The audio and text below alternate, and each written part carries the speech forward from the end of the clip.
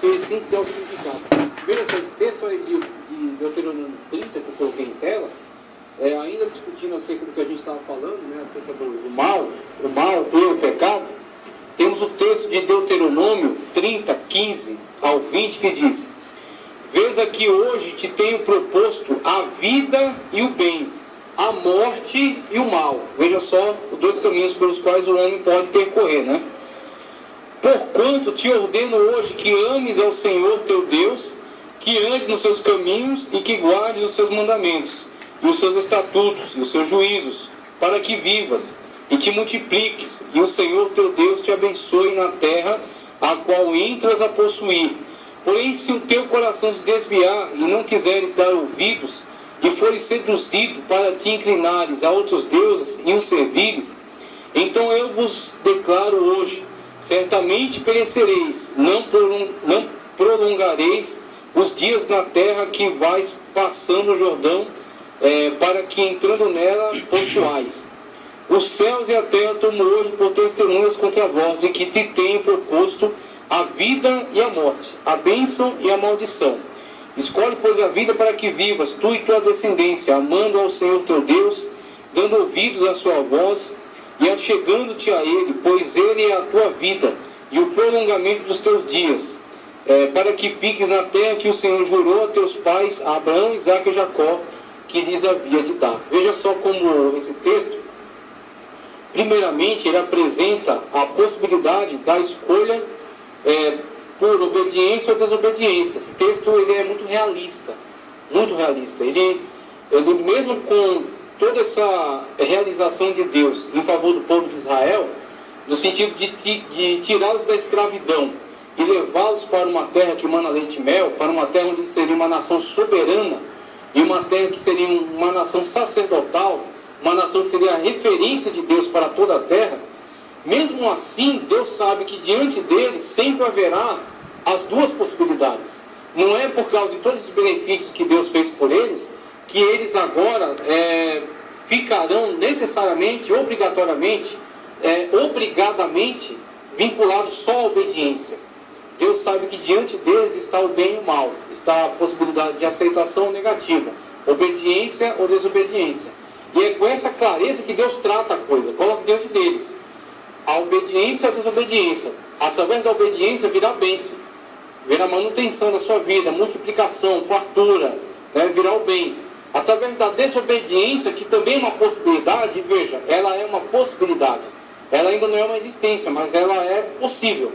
A desobediência é uma possibilidade, através dela virá morte, virá destruição, virá maldição, miséria, escravidão. Então, a partir dessa exposição das duas possibilidades, aí Deus dá a sua palavra de incentivo, escolhe o bem. Você veja que no mundo espiritual não existe neutralidade, não existe o caminho do meio. Eu vou ficar entre Deus e o diabo, eu vou ficar entre o bem e o mal, eu vou ser ambíguo. Não, existe ou bem ou mal, existe ou escolha certa ou errada, existe ou luz ou trevas. Essa dualidade que está presente diante do homem, a escolha do sim ou do não. Não existe uma terceira opção, ele terá que fazer essa escolha em algum momento, e essa escolha gerará consequências. Não se serve a dois senhores, exatamente.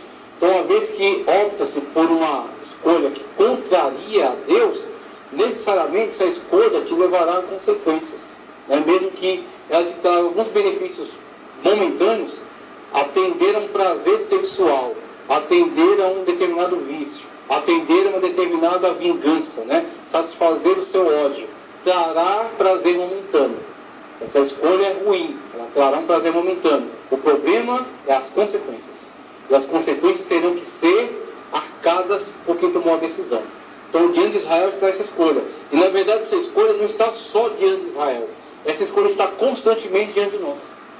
Está constantemente. A martirologia, além dessa questão filosófica, profunda, interessante, muito boa, mas o mais importante da martirologia não é isso. O mais importante da martirologia é conscientização. Conscientização acerca da responsabilidade sobre as escolhas. E muitas pessoas estão perdendo a noção disso. Por quê? Estão tratando a graça de uma forma vamos dizer assim, irresponsável. Estão tratando a graça de uma forma leviana. Estão tratando a graça de uma forma leviana. A graça não é simplesmente ignorar pecado, não é ignorar negativa de Deus em relação à obediência, a negativa do homem em relação à obediência a Deus. A graça é a cada momento, a cada instante da sua vida fazer escolhas. Escolhas entre obediência a Deus para permanecer na graça, ou escolhas entre desobediência a Deus para atender a sua carne. Atendendo a sua carne, você cai da graça. Você cai da situação de salvação em Cristo Jesus. Então, vemos aí a martirologia expõe, provoca acerca desse debate, dessa situação. Né? Então, veja, na continuidade aqui, do que estamos tratando, pecado e religião, no ambiente jurídico, na justiça criminal, não se fala de pecado, em pecado. É simplesmente uma questão de crime e transgressão da lei. Injetar o conceito de pecado nessa conexão seria introduzir uma categoria irrelevante. Do mesmo modo, uma filosofia, do mesmo modo, uma filosofia religiosa, uma filosofia não religiosa de moral e ética não pode usar a palavra pecado, mesmo se, segundo Kant, ela fala de mal como um mal radical. Enquanto alguém se refere somente a pontos de vista éticos, não necessita do conceito de pecado. De fato, não pode encontrar qualquer uso para ele. Se é usado, ele tem perdido seu significado essencial.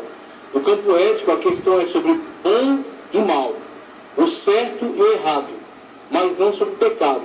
Quando o conceito de pecado é removido da esfera religiosa, ele se torna fraco, debilitado, como o uso comum na linguagem mesmo indica. Ao contrário, a fé não pode evitar de falar acerca do pecado. O problema do mal torna-se agudo em relação ao problema do pecado. Isso significa que o pecado é um conceito que está em conexão inseparável com a relação para com Deus. Não há pecado que não seja contra Deus. É sem sentido falar-se de pecado se ele não tem relação com Deus. Desse ponto de vista, as palavras do Salmo 51:4 são incondicionalmente válidas. Contra ti somente pequei.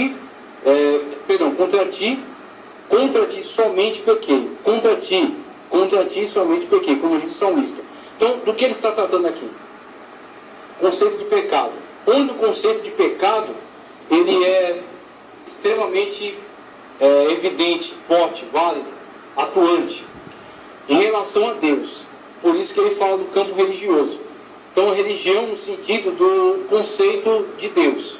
Então, o que acontece? Uma vez que Deus estabelece o que é aceitável para ele, uma vez que Deus estabelece qual é o seu padrão, o que ele espera do homem, a resposta que o homem deve dar em relação à obediência à sua palavra, à obediência à sua natureza, para ter um relacionamento com Deus, a própria religião, a palavra religião significa religare.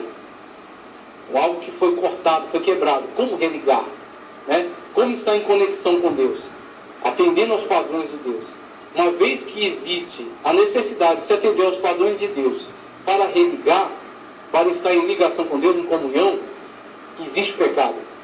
E onde está o pecado? O não atendimento desses padrões. A contrariedade positiva, ou seja, a contrariedade consciente desses padrões.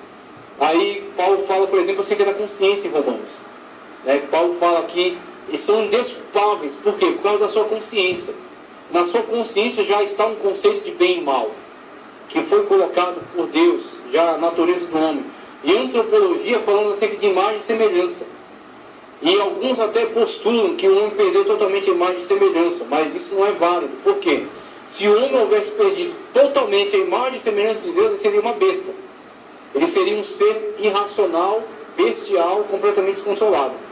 Por o homem ter ainda, mesmo que deformado, ele ter a imagem e semelhança de Deus, o homem tem consciência. Ele tem consciência, inclusive, de certo e errado. Mesmo sem a lei mosaica, ele tem consciência de certo e errado. Pode falar. Eu acho que isso que depois que o homem perdeu, ele pecou, seja na determinação de Adão, o que foi afetado, e eu penso que é mais a parte espiritual da transformação, porque a inteligência do homem permaneceu. Sim, pois é. Ele passou a ter contato com um conhecimento que ele não tem domínio, né? O conhecimento do bem e do mal. Esse negócio causou uma confusão na mente dele, mas a inteligência dele sim tem. Aquilo que Deus deu, o Espírito, né? Então o que acontece? Verdade. O homem não usa toda a sua capacidade, né? Verdade. Imagina o que o homem seria, né? Exatamente. Imagina só o que o homem poderia, né? Agora, continuando aqui, em relação a essa que a irmã Ed falou mesmo, a questão da inteligência humana. A inteligência humana é a imagem e semelhança de Deus. A imagem e semelhança de Deus é a consciência de certo e de errado. Com relação à consciência de certo e de errado, comunhão com Deus, necessidade de comunhão, de contato com Deus. A impossibilidade da comunhão com Deus, por quê? Por causa do pecado. Então a noção de pecado está muito ligada ao relacionamento do homem com Deus, com a entidade espiritual, com a entidade sobrenatural, a qual ele busca, a qual ele precisa estabelecer comunhão, e que ele precisa receber perdão e sentir a sua presença. Então veja, isso ao mesmo tempo que é universal, porque todas as pessoas sentem de alguma forma essa necessidade, ela também é extremamente individual, porque acontece dentro da vida de cada indivíduo. E para mim, na verdade, aquilo que rege a sociedade desde a sua base é a noção de certo e de errado em relação a Deus. Por quê? Ninguém pode vigiar você 24 horas por dia. Ninguém pode acompanhar você em todos os seus caminhos. Ninguém pode estar com você em todas as decisões que você vai tomar e te aconselhar acerca da decisão. Quando você estiver diante de uma decisão, e a decisão afetar a vida de outras pessoas além da sua, e ela tiver essa característica de fazer isso que é certo, ou fazer isso que é errado, muitas das vezes até o fazer o que é errado, que traz prejuízos a outrem, trará vantagens a você, e o fazer o que é certo trará desvantagem a você, mas é o certo, você estará diante dessa situação. E qual será o seu juiz? A sua consciência. Agora, se você tomar a decisão por fazer o que é errado, prejudicar outros, ter vantagem própria, e depois ser julgado, você vai ser julgado em cima das consequências. Então aí vem o advogado, vem o promotor de acusação, dizer que você poderia tomar outra decisão, que poderia ter salvado vidas, mas você não tomou. Então você tem dolo na sua atitude, você tem que ser condenado. Advogado de defesa, juiz vai decidir quanto tempo de pena, ou se você vai ser absolvido, mas tudo isso é sobre as consequências. E no momento em que você estiver diante dessa decisão, aí entra a noção de pecado. A noção de pecado está sendo arrancada da sociedade. A sociedade vai conseguir ser controlada por leis escritas em código civis? Não dá, meu irmão, não dá para controlar. O governo controla tudo, e ainda bem que não. Tem que ter a noção de certo e de errado na consciência de cada um. Porque quando estiver diante da situação, adulterar ou não adulterar? Não adulterar. Por quê? Não é só porque vai ter consequência na minha família, porque minha esposa vai me deixar. Porque a pessoa pode pensar, eu vou adulterar e ninguém vai saber. Agora, e a noção de pecado? Não vou adulterar, porque eu não quero quebrar minha comunhão com Deus. E o bicho não vai morrer nunca, né? E a condenação, o inferno, a eternidade longe de Deus. Pode falar. Pode falar, pode falar.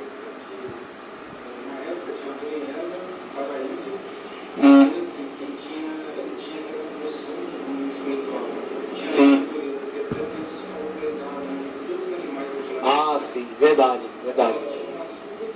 Uma super inteligência, uma super capacidade de conversar com Deus cara a cara na viração do dia, uma comunhão que nós não tivemos ainda. Só Jesus teve essa comunhão e nós teremos na glória, só isso. E eles tinham. Certamente.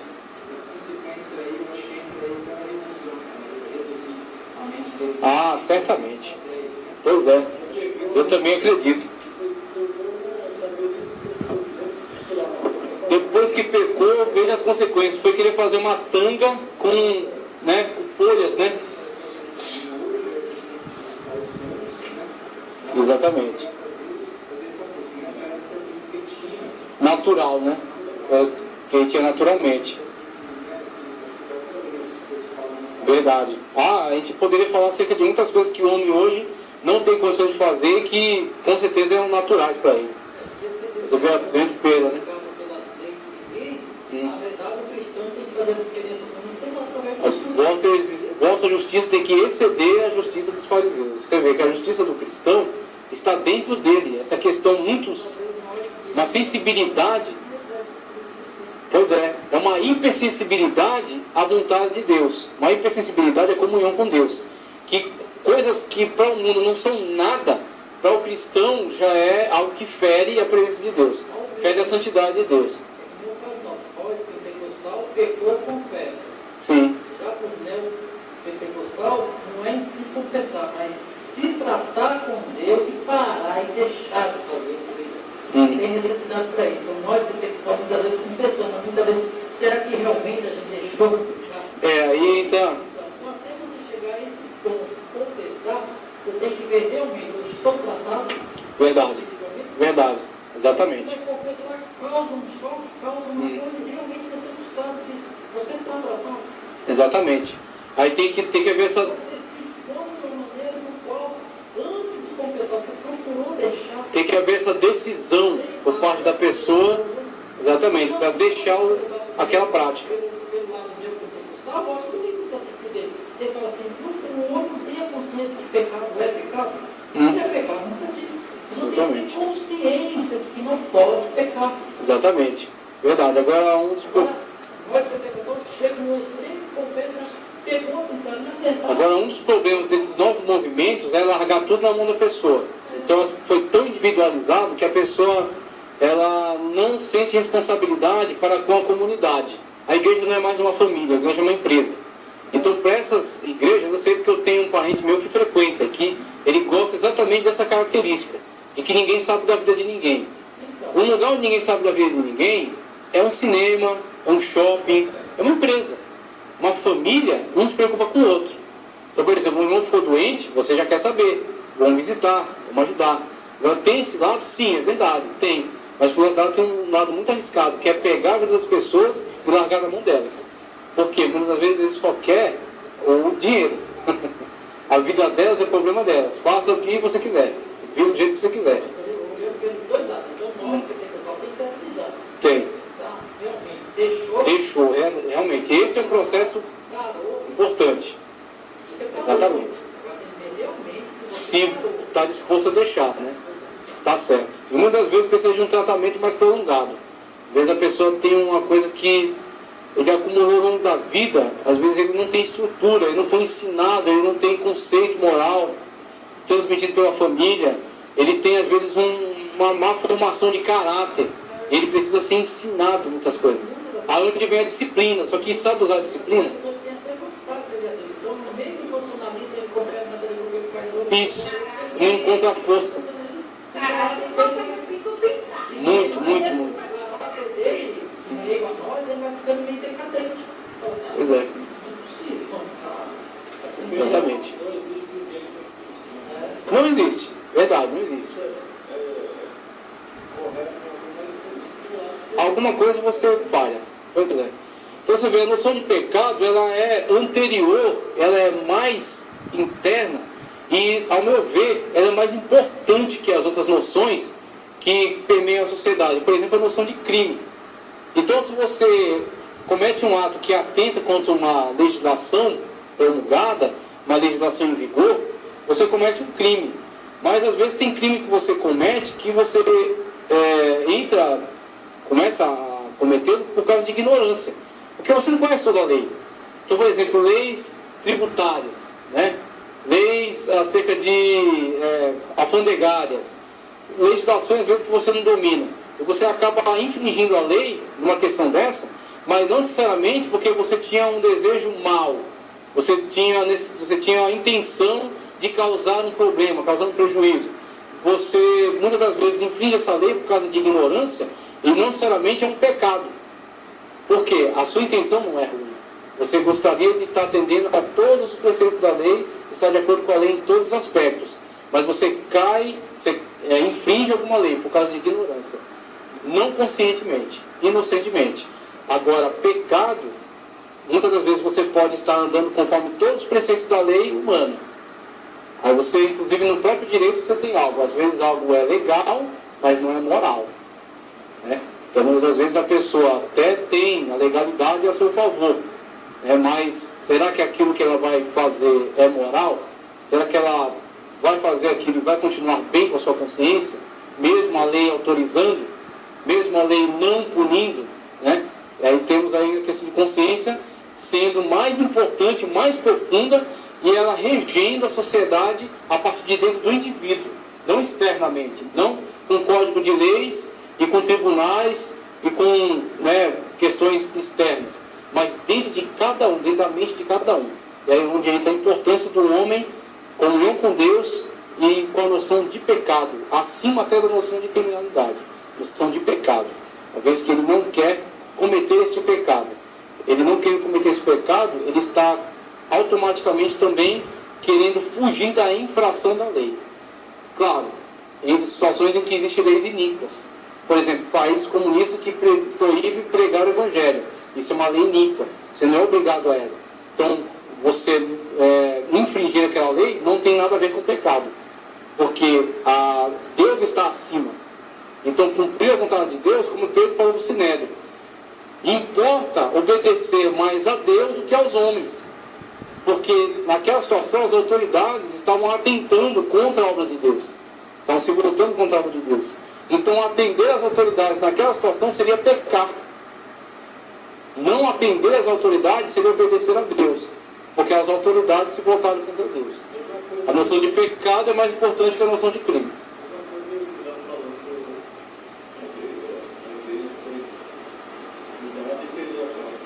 Sim, pode ser, né? Pode ser uma situação em que criaram uma lei que beneficiou um grupo, aí alguém atentou, falou contra isso. Agora o bom do Leonel é que falou, tem que ter prudência ao se pronunciar sobre essas coisas, né?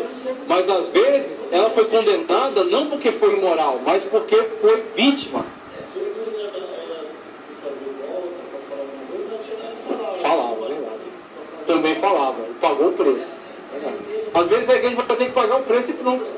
Realmente. A igreja está podendo tirar proveito disso e fazer uma boa coisa em cima disso. Aí não está tirando proveito. É difícil. É quando eu se posiciona no sentido de que quando o pessoal ficar lá na frente. Sim. Confissão pública. Público, humilhação pública, não sei o quê, imagem, aí vai e protesta. Isso, aí você deu um exemplo extraordinário. É legal, mas é moral? Não é moral, por quê? Ela é integrante desse grupo, ela conhece esse grupo, ela sabe que isso vai acontecer. E mesmo assim, ela se vale de leis da magistratura, né, do direito do Código Civil, para entrar com uma ação de danos morais sobre uma coisa que, na verdade, ela havia concordado. Uma vez que ela é frequentadora daquele lugar, muitas vezes ela recebeu os elogios, ela recebeu muitas ajudas, muitos auxílios, mas ela sabendo que também existe as disciplinas. Exatamente. Ela sabia que essa seria a consequência. Mas se ela usar o benefício da lei, legal, mas não moral. Pois é. Em cima disso que a gente falou, tá certo, mas agora eu quero falar em cima disso. Aí tem um meio contra falar em cima para que essas coisas sejam bloqueadas? Nem tudo, olha. Nem tudo. Não tem. Sabe o que a igreja já fez? Você falou agora, sabe o que a igreja já fez para poder ajudar nessa questão? A igreja já fez atualmente, hoje, você não vê quando a pessoa vem para confessar, a pessoa não dá detalhes. O que há tempo atrás, ela tinha que dar detalhes. Não dá mais. A pessoa simplesmente chega aí e peço perdão à igreja. Pelo quê? Não interessa. Por quê? Questões jurídicas. Se a pessoa for obrigada a dar detalhes, para evitar. Exatamente, já é uma decisão sábia, é ponderada. Porque toda essa questão, existe uma questão pedagógica do confessar. Primeiro, fazer com que a pessoa ela queira evitar essa situação. Esse constrangimento leva a pessoa a querer evitar esse problema, evitar essa situação. E serve de alerta para os demais. Então tem essa questão pedagógica. Agora, a sociedade de hoje, ela não olha, não tolera essa situação mais. Mas também, viu, não podia nem se preocupar com isso, com humilhação, com condição pedagógica. Está na Bíblia e ajudou. Sim, verdade. É verdade. Entendeu? É verdade. Está na Bíblia pregando de Deus assim, a condição, porque bíblico é isso, eu vou passar para ser. Eu sei, verdade. Tinha que ser o suficiente, né? Mas